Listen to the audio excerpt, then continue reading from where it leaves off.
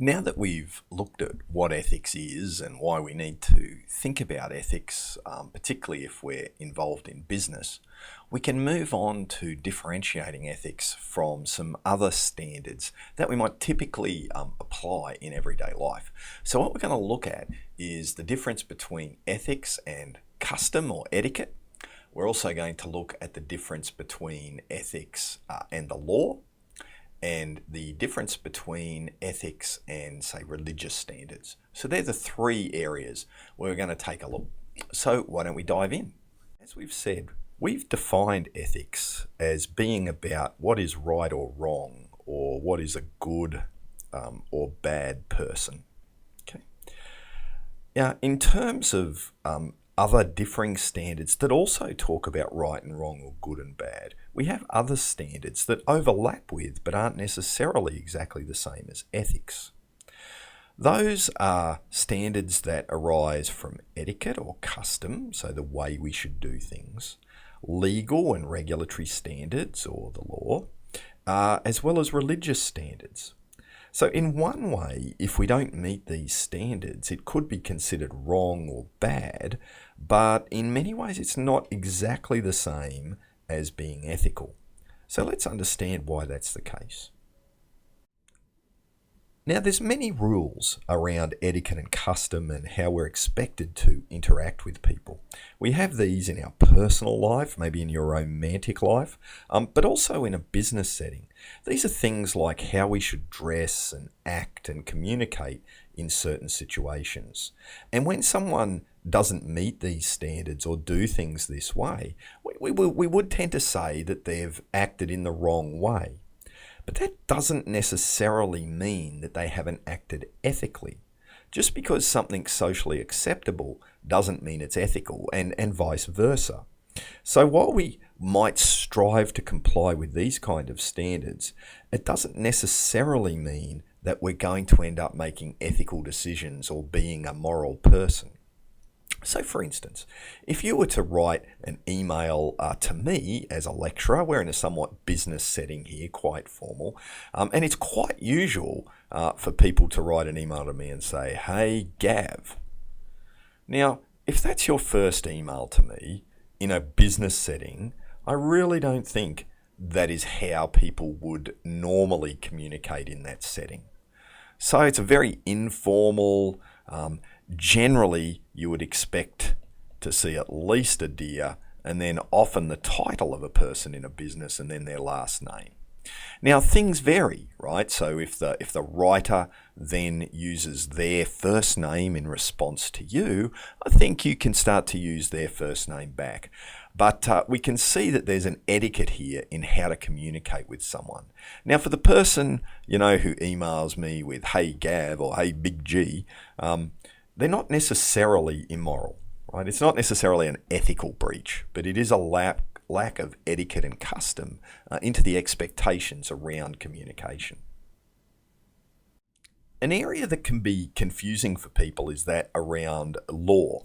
So by law, we mean both strictly black letter law, statute, as well as regulatory standards. So we're going to get into some of those laws as part of this course, but we need to be able to differentiate them from ethics. Now, we would hope that there is a huge overlap between the law and ethics. In fact, there are some wonderful pronouncements on it, and we have one here from a US Chief Justice, Earl Warren, that the law floats on a sea of ethics. One of the interesting things about law, though, is it is because of the way it develops, and we can discuss this further later on in the course, it often lags community standards around certain elements of ethics. So there can be a little bit of a mismatch about what we might expect ethically in certain situations and what the law actually says. We would hope, though, that there is a huge overlap between the two.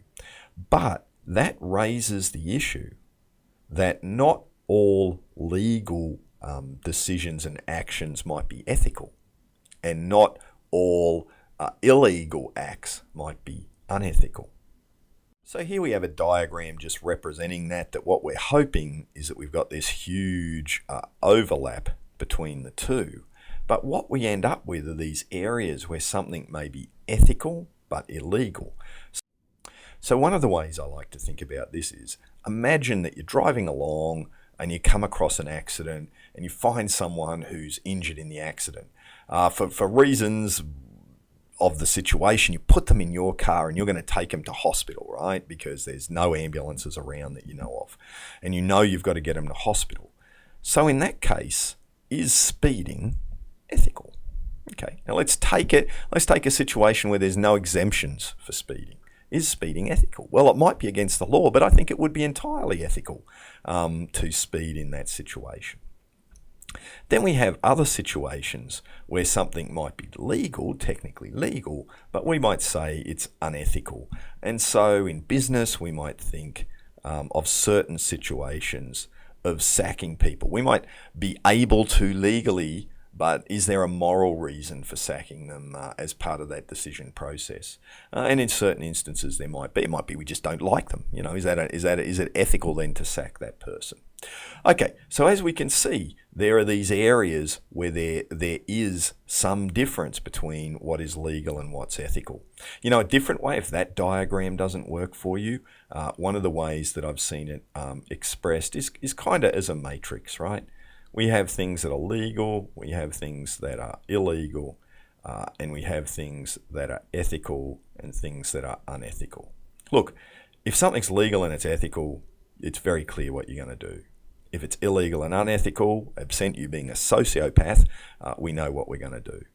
The question mark for us occurs, what do we do in these grey areas where legality and ethicality don't actually match? And you know what? If you really want to make it difficult and apply it to a business setting, let's not even worry about whether it's legal and illegal. Let's change this to make money and lose money. Okay, if you can make money and it's ethical, you'll do it. If you're going to lose money and it's unethical, you know, you're not going to do it. It's very clear your action. But what are you going to do if doing the ethical thing costs you money? Or what are you going to do if you could make money taking out an unethical act? These are really the kind of difficult scenarios that we look to address as part of our course.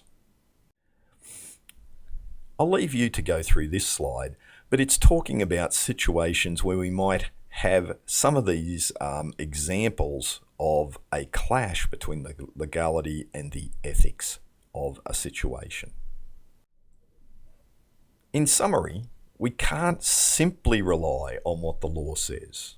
There will be situations where there might be a divergence between legality and what is ethical.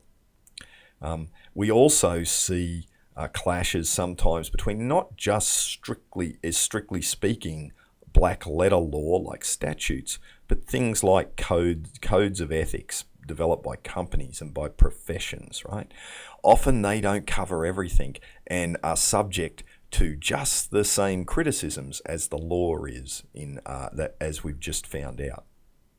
The final area of standards that we're going to compare is around religious standards. So most, if not all, religions actually have some form of moral standards in them. So there's obviously a huge overlap between ethics and religious standards, and the majority of people in the world are affiliated with a religion. So they are connected. However, there's also a lot of other things in religions that aren't necessarily around morality. They could be, as we've got here, requirements to pray or meditate, or it might be how to dress, or certain other aspects of how we behave or what we eat. These things are standards, but they're not really moral standards like we're dealing with. We're not going to go into a lot more detail around religious standards because we're in a pluralistic society. And to do this, we'd probably have to concentrate on one or two religions. Prefer not to do that, but just be aware that there are religious standards. There is this huge overlap between moral standards and religious standards, but there's also substantial differences. Okay, so what we've seen is that there are a wealth of standards out there that we can apply to situations. Often they overlap a lot with ethics and morals, but there are significant differences between them as well. So we can see that we can talk about etiquette or custom, we can talk about religious standards, we can even talk about the law, and it's not exactly the same as if we're talking about ethics and morality. What we're going to talk about next is this idea of, is there a universal idea of ethics and morality, or is ethics relative? Does it vary by the situation that we find ourselves in? And that's the next vodcast.